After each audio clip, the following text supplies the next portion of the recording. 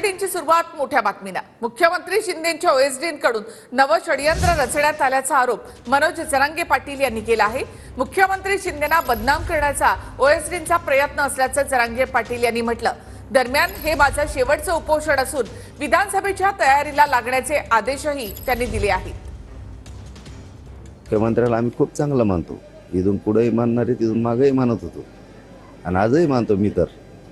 परंतु त्यांचे ओएसडी असे लोकाला घेऊन पळ दिल्लीला, आता मुंबई संपली, आता दिल्लीपर्यंत घेऊन चालले जातात। तिकडून काय बनवून आणतात काय माहित, काय आणलं असं साच्या बनवून, काय मला बदनाम करण्यासाठी किंवा माझ्या मराठ्याला बदनाम करण्यासाठी काहीतरी आणलं असणार आहे बहुतेक।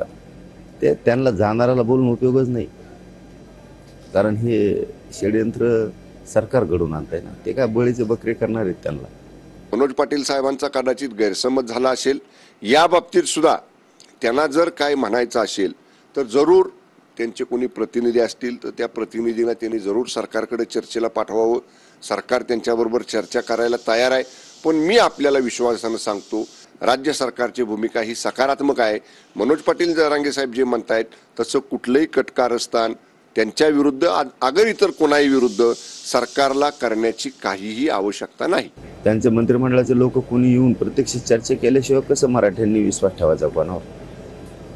आम्ही आंदोलक आहेत, आम्ही हमेशा विश्वास ठेवतो आणि सरकारवर विश्वास ठेवण्याचं काम असतं आंदोलकाचं।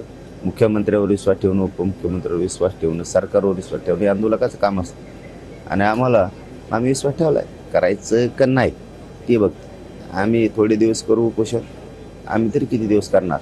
कारण तुम्ही जाणून बुजून जर आम्हाला मारायला निघाला असतात, लागतील विधानसभेच्या तयारीला गोरगरीब सगळे मराठी, सगळ्या जाती धर्माला घेऊन, सगळ्या जाती धर्माचे लोक आमच्या सोबत आहेत। मला असं वाटतं का जरांगे साहेबांनी आत्ता आंदोलन केल्यापेक्षा त्यांनी उपोषण मागं घ्यावं। मी नेहमी सांगितलं का उपोषण जरांगे साहेबांनी करू नये, कारण त्यांची प्रकृती वारंवार उपोषण केल्यामुळं अतिशय वाईट होत चालली आहे। त्यांची गरज आहे समाजाला आणि विधानसभेत जास्तीत जास्त सीटा निवडून त्यांनीच कायदा करावा।